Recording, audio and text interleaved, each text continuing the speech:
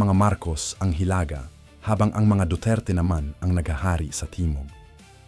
Noong 2021, bago ang filing ng candidacy, ang lahat ay nakatingin kay Sara Duterte, ang frontrunner sa lahat ng surveys para sa pagkapangulo.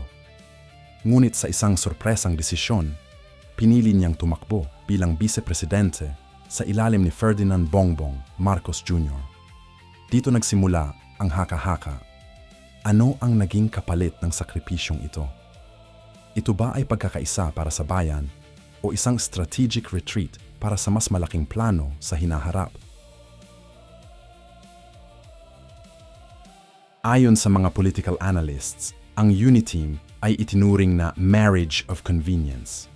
Ang bawat panig ay may kailangang makuha sa isa't isa. Para kay Marcos, kailangan niya ang basbas at popularidad ng mga Duterte para burahin